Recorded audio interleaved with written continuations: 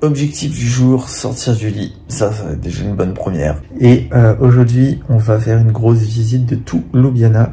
On va essayer d'aller voir un petit peu, les coins intéressants pour aller découvrir un petit peu le reste de la ville et 2 jours. Donc voilà, objectif, prendre un petit déj et commencer à bouger. Let's go. Hey, tu les trouves pas trop mignons? Tu vois, un des grands challenges quand tu es en train de voyager et que tu veux travailler en même temps, c'est de réussir à rester productif. Et en fait, je pense que le moyen de faire, c'est de répartir des journées. C'est-à-dire qu'il y a des journées où tu acceptes que tu vas faire que voyager, que bouger. Et puis il y a des journées où tu vas essayer de les consacrer vraiment au travail. En tout cas, moi, c'est comme ça que j'essaye de m'organiser. Tu vois, par exemple, demain, je travaille toute la journée. Je fais des coachings, j'avance sur mes projets. Et puis ensuite, hop, comme ça, mardi, je me débloque une journée complète dans laquelle je vais pouvoir vraiment avancer, à voyager comme je veux, et découvrir. Et je pense que c'est le moyen de faire, le meilleur moyen d'avoir une certaine productivité tout en profitant de tes voyages. Attends, il y a une méga montée là, parce que je vais au château, je te montre ça. Donc là, l'objectif, c'est de visiter le château. En tout cas, aller jusqu'à la colline où il y a le château de Ljubljana, qui est un incontournable de la ville. Je sais pas encore si je vais visiter l'intérieur, je sais même pas si c'est ouvert le dimanche. Puis j'ai le vertige, mais bon, ça faut pas le dire. Mais voilà, putain, c'est sportif.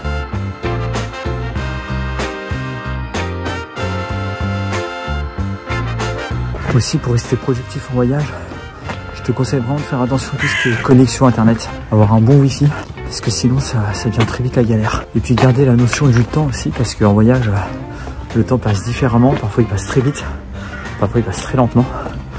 Donc il faut toujours avoir un petit œil sur sa montre quand jamais tu as des trucs à faire dans la journée.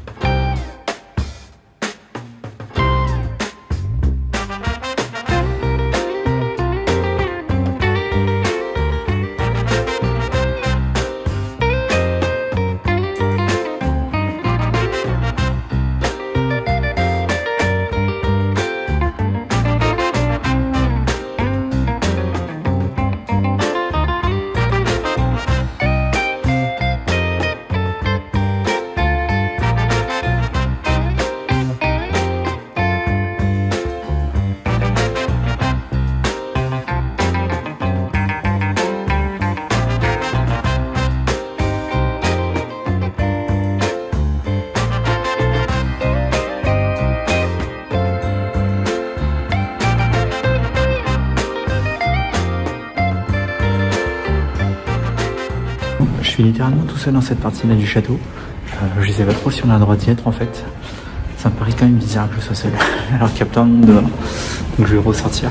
En tout cas, c'est magnifique. Je sais pas si t'as vu, mais c'est sublime. Moi, en fait, ce qui me fascine, c'est de me dire qu'à l'époque, t'as des hommes qui ont construit ce genre de bâtiments, en fait, des châteaux, qui sont quand même hyper bien pensés, hyper bien structurés, alors qu'ils avaient absolument pas nos moyens technologiques d'aujourd'hui, quoi. Donc c'est quand même assez impressionnant de se dire que même avec 10 fois moins de technologie, t'étais capable de construire des trucs comme ça, aussi bien sur le plan architectural, penser à ce genre de structure, que sur le plan de la réalisation concrète, quoi, tu vois. C'est un sacré boulot, quand même. Donc franchement, je suis toujours impressionné quand je visite des monuments qui datent du Moyen-Âge, quoi, parce que tu te dis, c'est incroyable quand même, que déjà à l'époque, on était capable de construire de tels bâtiments, de telles fortifications. C'est toujours bluffant, je trouve. Il y a un petit soleil qui est pas trop, on va pas dire non à un petit peu de chaleur. Je peux t'assurer qu'à Londres, c'est pas comme en Italie. Il fait beaucoup plus froid. En tout cas, super visite. C'était vraiment super le château. Alors, j'ai aucune idée de si c'était payant ou pas. Parce que moi, je suis rentré gratuit. En fait, j'ai tracé sans réfléchir. C'est après coup, je me suis dit, putain, mais il y a une billetterie. Et en fait, je sais pas, je suis rentré, il y a personne qui m'a interpellé. Et je crois qu'il y en a qui achetaient leur billet. Alors, est-ce que je suis rentré sans le vouloir gratos? Aucune idée. Mais bon, on va pas se mentir, la descente est quand même beaucoup plus facile que la montée. C'est un jeu d'enfant à côté. C'est le meilleur moment de la visite, tu vois. Il y a un autre truc que tu peux faire pour être bien productif en voyage, c'est aussi pendant les temps de marche ou pendant les temps de train ou d'avion, en profiter pour travailler. Alors, tu peux par exemple en marchant écouter des podcasts audio ou des livres audio, tu vois, pour te former sur quelque chose, pour écouter quelque chose qui t'intéresse. Et puis n'hésite pas à utiliser les temps de transport aussi, tout ce qui est train, qui est avion, pour lire, pour avancer, ou ce qui peut être avancé aussi sans forcément de connexion internet. Écrire une page de vente sur un document Word, écrire un article de blog ou ce genre de choses. Vraiment tout ça, ça te fait gagner un temps monstre hein, parce qu'on se rend pas compte, mais en cumulant tous les temps de marche, tous les temps de temps mort en quelque sorte, hein, de temps aussi de train, d'avion, de transport, bah, ça fait pas mal de temps que tu peux exploiter. Alors ça veut pas dire qu'à chaque sortie tu vas te mettre un livre audio, moi j'en mets très peu, mais des fois quand tu as une sortie qui est juste un déplacement d'un point A ou d'un point B, sans réelle intention de visiter, tu vois, juste un déplacement nécessaire, là tu peux en profiter, ça peut être super intéressant en tout cas comme démarche pour gagner du temps et être plus productif.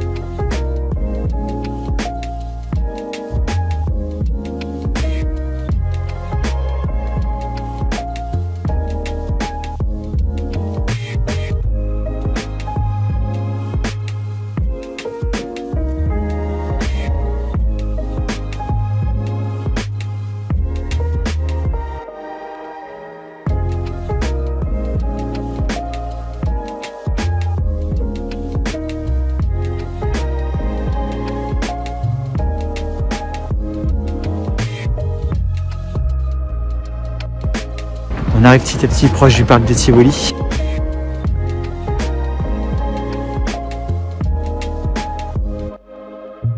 Voilà, on arrive au parc de Tivoli, donc c'est plutôt beau, c'est plutôt assez grand et c'est un grand espace de verdure en plein milieu de la ville, c'est super agréable.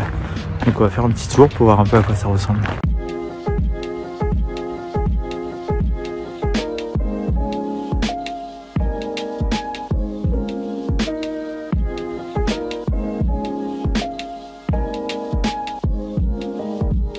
Ouais, du coup hier je discutais avec un Hongrois dans le train, on a fait tout le trajet ensemble et il m'expliquait que là-bas l'inflation elle avait fait littéralement du 100%, quelque chose comme ça, et que du coup en Hongrie tous les prix avaient complètement explosé.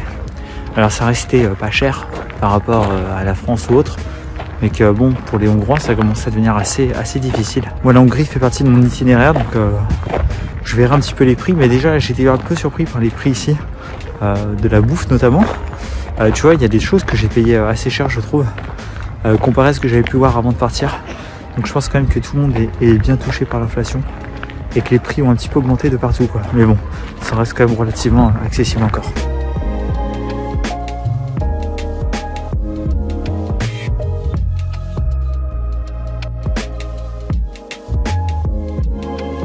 Bon, il y a l'air d'avoir des randonnées derrière moi, plus loin là-bas.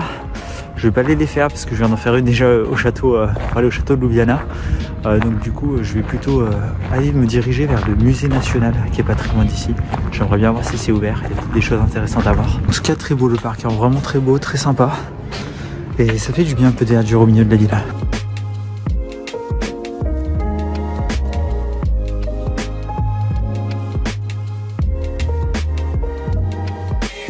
Bon, on va voir ce que ça donne côté musée, on va essayer d'y aller, voir si c'est ouvert et voir un petit peu à quoi ça ressemble.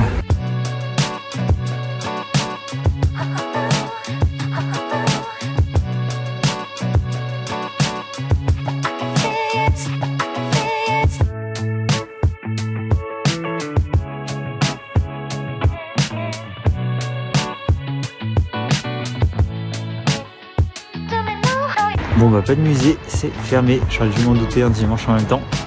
C'est pas grave. Donc la direction Metelkova. Metelkova c'est un centre artistique alternatif. Et en fait c'était une ancienne caserne militaire qui a complètement été revisitée en centre artistique alternatif. Donc on va voir un petit peu ce que ça donne.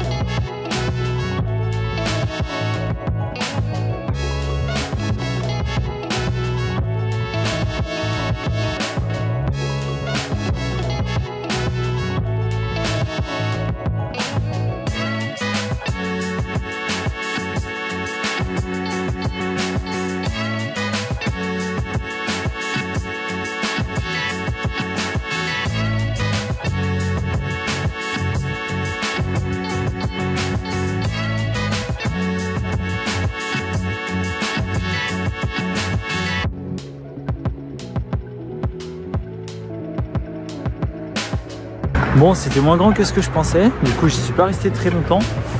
Par contre c'est impressionnant parce que c'est quand même une toute autre ambiance. Il y a l'atmosphère qui règne qui est complètement différente du centre-ville. Mais c'est super intéressant aussi je trouve d'aller voir un petit peu une autre facette de la ville.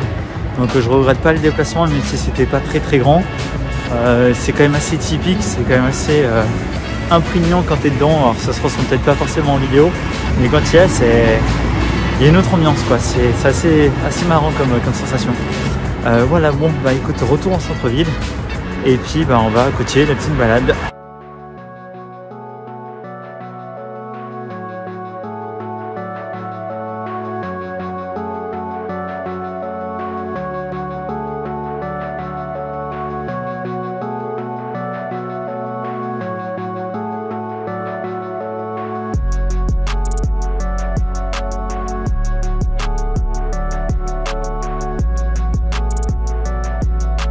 Alors, il faut savoir que la Slovénie, c'est le premier pays de l'ex-Yougoslavie qui a décidé de faire sécession et de devenir indépendant. C'est aussi le premier pays qui avait un régime communiste, un ancien régime communiste, qui a intégré la zone euro. Et je trouve quand même qu'on a quelques vestiges du communisme dans certains bâtiments qui sont empreints d'histoire, je trouve. Je suis sidéré du prix des choses quand même ici. C'est quand même beaucoup plus cher que ce que je croyais. Je passe tout à l'heure devant une sorte de pâtisserie, il y avait plein de monde avec des terrasses et tout. Donc je rentre, je n'ai pas trop regardé les prix, j'ai plutôt regardé ce qu'il y avait à manger, tu vois. Et il y avait un petit bout de brownie, je me suis dit, il me semble pas, tiens. Donc j'achète le bout de brownie, je le mange tranquille et tout. Je vais à la caisse pour payer et voilà le prix qu'on m'annonce. 6,20 €, je ne rêve pas, 6,20 € le petit morceau de brownie. Je trouve ça quand même très cher. Bon, on va aller se dégoter à manger pour ce soir. Alors moi j'ai un gros défaut, c'est que j'arrive pas à manger local. Je me fais corrompre par des odeurs de hamburger et de hot dog dans la rue. Je n'arrive pas à me faire l'idée que je vais manger une soupe locale, parce qu'en Slovénie ils ont une soupe qui est apparemment mangée vraiment à tous les repas, qui est très bonne apparemment. J'arrive pas à m'y faire. J'arrive pas, c'est un vrai défaut ça. J'arrive pas à m'y faire, je vais encore craquer, je sens sur un truc à la con.